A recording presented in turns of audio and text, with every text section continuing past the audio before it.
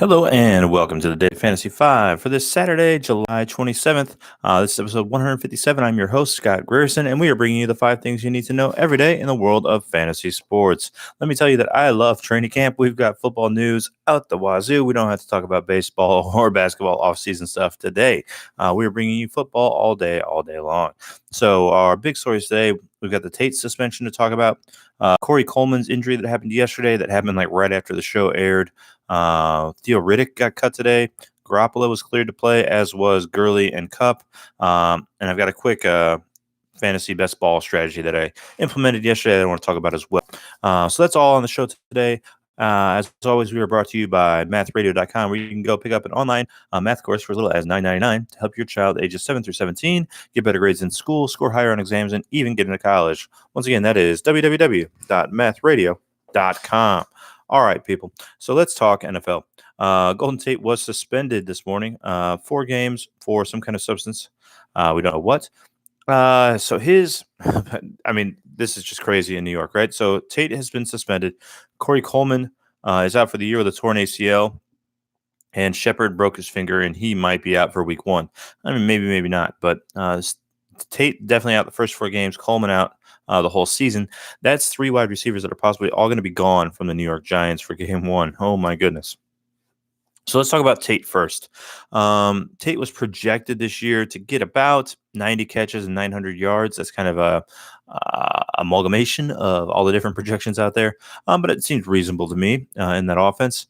So where do we drop him now? That was overall rated as a 38th wide receiver, 108 overall. I'm now dropping him to about 65 catches and 650 yards. That seems reasonable. About 25% of his stats out the window. So that puts him, for me, around wide receiver 55. That is 17 spots he's going to drop for me, which makes him almost undraftable, except in a deeper league. You're looking at like guys I would put ahead of him now: Funches from Indianapolis, DK Metcalf from Seattle, the 2 Green Bay wide receivers outside of Devontae Adams. Who else would we put in front of him? I would say guys like Williams, Washington out of Pittsburgh. I would put all the Williams out of Oakland, Terrence Williams. I would put all those guys now above Golden Tate with this 4-game suspension. So this is really going to hurt. If you are in a super deep league, I don't have a problem drafting him around wide receiver 55. I think he will have value for the fantasy playoffs and at the end of the season. He's a relatively productive player year after year. So I don't think he's washed. I think he can come back fresh and give you some production. But, I mean, you definitely have to have a deep league. In a standard league, I would not be drafting Golden Tate. All right. Good. Let's move on to, the Corey Coleman we've already talked about. So Corey Coleman out for the year. What I really think this does for the Giants, I tried to look for a sleeper wide receiver, and there just isn't one. The rookie's injured. They've got 2 guys that are both like 27, 28 years old who do nothing. Average less than 20 catches per year. I mean, there's nobody at wide receiver. If Shepard doesn't play it in week 1, I think it's going to be all Evan Ingram. I mean, he might lead this team in targets just point blank for the rest of the year. Ingram right now is tight end number 4. That's 54th overall. I'm not sure how much higher he can go. I certainly wouldn't put him up in that top tier of tight ends. But, man, he's going to get the ball constantly, you would think. I would also have to think that they're going to go out and try to sign some street free agents that said they're going to have workouts. They got to bring somebody in. The Giants can't go into the season with a wide receiver group like this. Boy, it'd be nice to have Odell Beckham back on the team, wouldn't it? Anyway, let's see. Moving on, the Lions have released Theo Riddick. So I also found this interesting now. Riddick himself is not really a fantasy option. He was going like 217th, so not really a draftable player. And Theo's value is not in rushing the ball, but in receiving. Very nice pass catcher. He can certainly go out there and make things happen on third down. I think this really boosts the value of Kerryon Johnson, their number 1 running back, second-year player. So whereas he might have been taken off the field on third down in favor of Riddick to come in there and give him some options catching the ball, it seems like Kerryon is going to play all 3 downs now because C.J. Anderson is just not a third down back. It wouldn't be his role to come in for Kerryon Johnson and take the ball on third down. You might see a role where, C.J. Anderson is in there in first down, and then Kerryon comes in second and third. I'm not really sure. I think Kerryon's just going to get all the work, and that's going to be the way it is. So I would say this is definitely a boost for Kerryon Johnson. I don't think C.J. Anderson's stats should change much. I would look for them to bring in somebody. I mean, it seems like they need a third down type of running back, especially, I mean, if Kerryon gets hurt, you definitely need that with C.J. Anderson on the team. So we'll see what happens. I mean, Anderson's not the worst pass catcher in the league. He caught 5 balls in one game last season. I think it was it's either week 17 or the first week of the playoffs, one or the other. But I mean, he's not the worst option in the world, but he certainly would not want to be the guy I would have in there on passing downs. So that's the news out of Detroit. So we got a bunch of guys that are cleared to play. Garoppolo cleared to practice. This is good news. They said he was going to be cleared on the first day of training camp, and he was. This is good. There's no setback here. I did want to mention that I have dropped Garoppolo a couple spots. I'm moving him down to number 10, and I'm moving Watson up to number 7. I was just too low on Watson. I did not take into account really his running.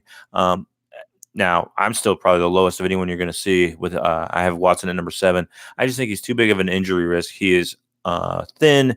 He had were they rib injuries last year? He couldn't fly on an airplane. I mean, he had all kinds of stuff going on. So I'm still not willing to put him up there in the top with guys like Rodgers or Luck in that group behind Mahomes. But I'll have him up to number 7. I'm going to drop Garoppolo down to number 10. The main reason, again, is the rushing yards. So if you have a guy that's, going to rush for 40 yards a game, that's the 4 extra points in fantasy. So those points that he's not going to get because Garoppolo is not a runner might hurt him. I mean, he's going to need to average, or he might need to gain, 4,400 yards passing this year to really put up number 7 stats. So I wanted to move him back to number 10, just move him back a couple spots, be a little bit more conservative with Garoppolo. You certainly don't have to draft him this high. He's going as like quarterback 19 or 20, something crazy like that. So anyway, who else is cleared to play? Todd Gurley cleared to practice today. Cooper Kupp cleared to practice. Maybe that's on Monday, and he was just cleared today. I'm not really sure, but we're going to have to watch and see what reports say because those are both 2 interesting guys, Gurley and Kupp, both coming off of injuries last season. I own a lot of Kupp. I don't own much of Gurley.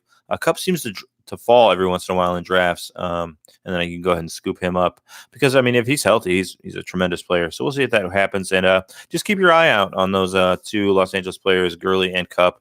If they both participate and look great, I mean, that's going to be a different dynasty or a different fantasy season for sure. And then I wanted to mention a best ball thing before we left here.